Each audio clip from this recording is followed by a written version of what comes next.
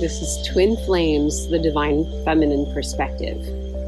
The Divine Feminine is not about law. She's not about rules. She's not about fitting into boxes. The Divine Masculine is really into the old I do thing till death do us part. There's only one twin flame for you, and God will tell you who that is. Maybe a guru, or maybe a religion, or maybe a matchmaker, or maybe some astrology, some linear logical thing will make sense for you. Is the masculine way. And there's nothing wrong with the masculine way, but it's only half of the story. Now I'm going to talk about in this video the divine feminine energy, the approach to twin flames. It starts with the energy. It actually starts at the sacral chakra, the queendom of the feminine, which is your feeling center. Your sacral chakra, second chakra, it's where your moms came from, and her mom and her mom. So our sacral is connected to the divine mother. We are born into a womb. There's no avoiding that, escaping it, that the womb is the mother of all life. And this sacral chakra energy is based in your body, in his body, in her body. We all have a feminine center. Now, this womb energy is connected to creativity, to emotions, to the water element, to birthing. It's connected to Mother Nature and her wildness. It's based on intuitive flow and the moon and the tides, and it's not perfectly linear. Creativity, yes, we can incorporate the masculine and we can have perspective and we can have lines and arches and numbers, but the feminine is not about to force herself to stay in that world forever. The feminine is about flowing like a river where she wants to go and dancing where she wants to dance, and she is not going to force herself forever into something that holds her back. Now, whether you're male, female, man, woman, transgender, goddess, god, anything, how you identify, we have everything in us. And having someone tell you that there's one twin flame, and if you mess it up, you are eternally doomed. But if you get it right, you're eternally in salvation. This seems like a very familiar kind of energetic story. It comes through dogmas, religions, cults, and it's not the truth. We have infinite potential, and if anybody tells you that you need to be with one person, you need to sign up for my guru cult, my program. That's the only way. Then run for the hills, because that is not twin flame energy. That is not honoring the feminine. The feminine is about accessing the infinite energies of creation.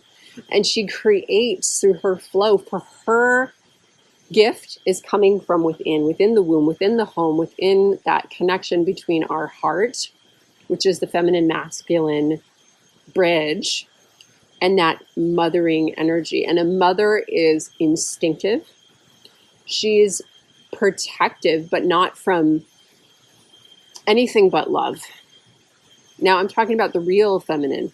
We have a lot of trauma. So we have a needy, codependent mother, martyr type of energy. And even the icons in different religions will give us the Martyr Mary syndrome, the Madonna whore complex. Are you a good girl? Are you a holy and saint mother? Are you a good virgin? Or are you a naughty girl and you need to be taught a lesson and you're dark, you're evil? We're realizing these are belief systems. This is BS.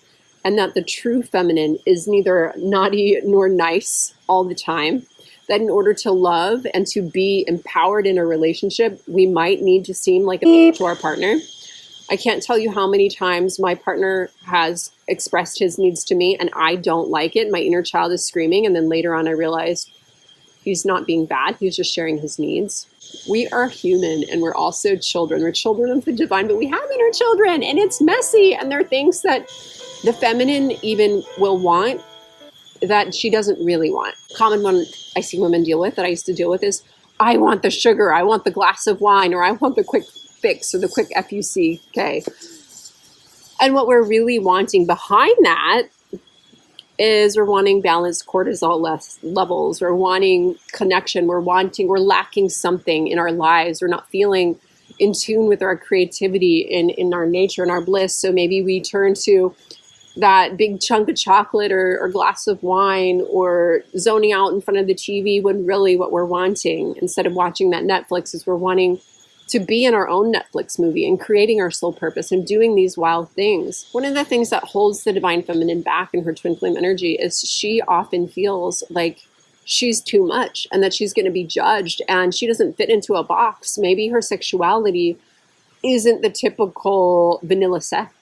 Maybe her sexuality and style isn't to try and look like everyone else. Or maybe she likes to look like everyone else and she's very styled and wears the breakfast at Tiffany's look, but then she has hidden secrets about herself that she doesn't know how to deliver on a first date without being really vulnerable and scared. And maybe she's gone through a divorce and or is going through a spiritual awakening. And how do you say on that first date, I'm a psychic and I talk to my dead parents, or I've experienced really unique erotic experiences with different types of people and situations. And, you know, how do you bring that back into your human self when you're going through this divine feminine energy, which is flowing like the river? It is creative. And then you want to go back and be taken out to dinner and be romanced, and you want to be your human self, and you want to honor your family values, and you want to honor the goodness of who you are without being misunderstood. It ain't always easy holding the feminine. And so that's why it's really important to have a practice. It's important to have community. It's important to have family, not just our biological family that can honor our roots, but also a space for us to honor the divine feminine. Now, if you're the average person, you probably didn't grow up going to a divine feminine worshiping temple or church, did you? No, probably not. But if you did, please post in the comments below. I would love to hear your experiences about it. Most of us grew up worshiping either a male god or his son. And the second string roles were often given to the ladies. And the ladies were often supposed to be very chaste, quiet, being of service, being caregivers. And this imprinted us a little bit, don't you think?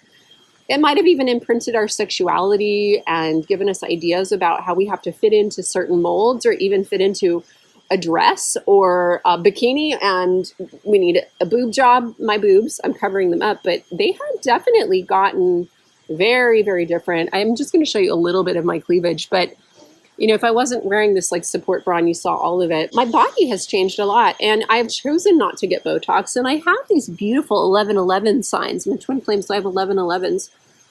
I'm a mother. I've given birth, and I have aged a lot since I was 16.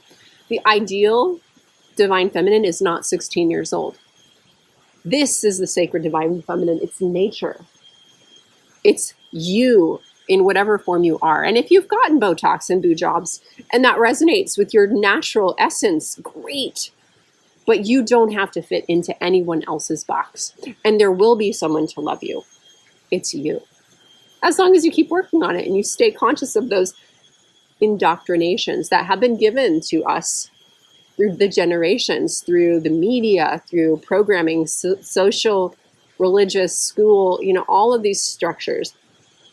We have been MK Ultra'd with very basic technologies, which is teaching children that they are inherently bad and evil unless they do XYZ. It's time to start talking to our inner children, especially that divine feminine energy in us, that little girl or boy, that feminine part of us that just wants to scribble and not be in the lines, that wants to make up her own style, that wants to speak her own thoughts, that wants to sing her own voice. And she doesn't understand that maybe people don't want to hear it because they're trying to sleep. We need to celebrate the parts of us that are wild. And that's why it's important to spend time out in the wild, connecting and being loud and being free and being alone, and also being in community with people that support us, which is why I've been so thrilled to bring women on retreat in Bali. We had a retreat last month, and it was so powerful for me to marry women in this actual site to themselves and to unmarry, to let go of maybe the mother, martyr, Mary patterns and create a whole new matrix of the divine mother, divine daughter, divine union. We have all these archetypes in us, and they've been thrown off a little bit. And the cool thing is we're sovereign creators, and we get to flow back into our nature. We've got the code of the universe inside of us.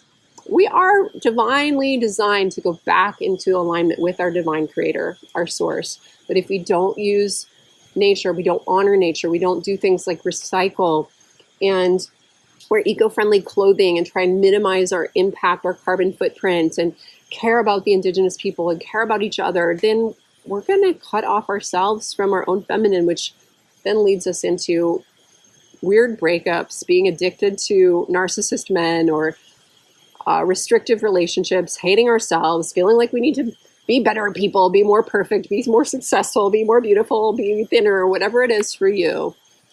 And that doesn't work. And we've beat that dead horse enough, I think.